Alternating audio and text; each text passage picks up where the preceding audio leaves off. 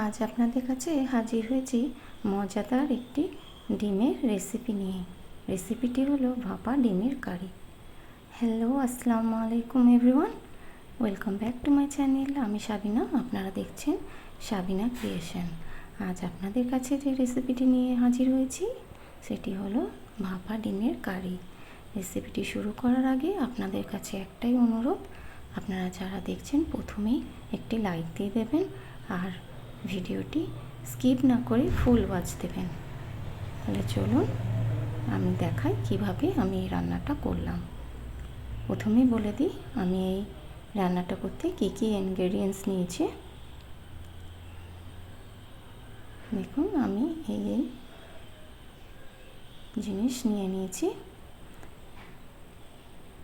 এবার 3টি বাটিতে আমি অল্প করে তেল দিয়ে ব্রাশের সাহায্যে তেলটা লাগিয়ে নিলাম। দিয়ে দিচ্ছি তাতে পেঁয়াজ কুচি, লঙ্কা কুচি এবং টমেটো কুচি। এবার দিয়ে দিচ্ছি এতে সামান্য করে লবণ আর হলুদের গুঁড়ো দিয়ে এবারে আমি দিয়ে দিচ্ছি অল্প 1 চিমটি মতন গোলমরিচের গুঁড়ো। এবার ভালো করে আমি হাতের সাহায্যে এটা মেখে নেব। মেখে নিয়ে এতে একটা করে ডিম ফাটিয়ে দিয়ে দেব। দেখুন ডিমগুলো দিয়ে দিয়েছি। এবার আমি এটাকে ভালো করে ফেটে নিচ্ছি একটা চামচের সাহায্যে। এইভাবে ফেটে নিলাম।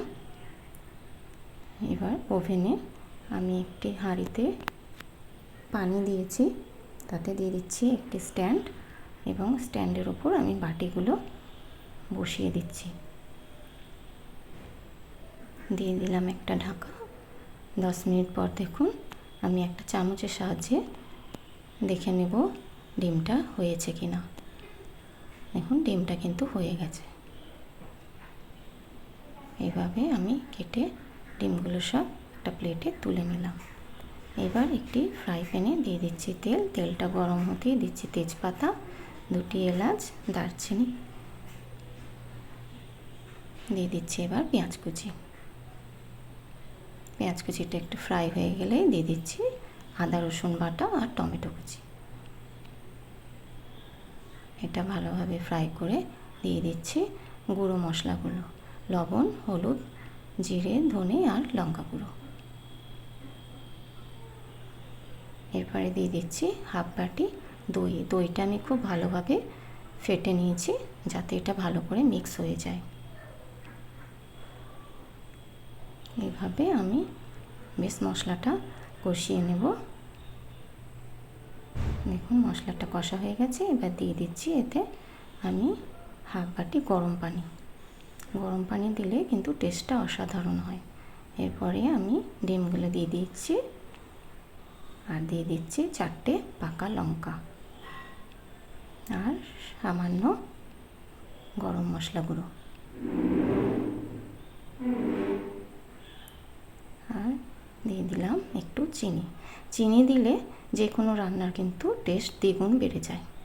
আপনাদের কি মতামত অবশ্যই আমাকে জানাবেন। দেখুন আমার কিন্তু ভাপা ডিমের কারি রেডি। রেসিপিটি কেমন লাগলো অবশ্যই আমাকে কমেন্ট সেকশনে জানাবেন। ভালো লাগলে একটি লাইক শেয়ার করবেন। আর এতক্ষণ যারা আমার চ্যানেলটি সাবস্ক্রাইব করে আছেন আমার পাশে, তাদেরকে জানাই অসংখ্য ধন্যবাদ এবং আন্তরিক ভালোবাসা। এভাবেই আপনারা পাশে থাকবেন।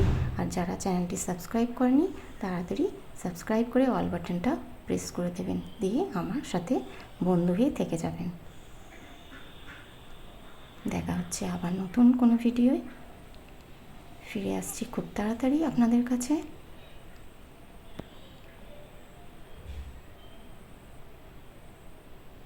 ভালো থাকবেন।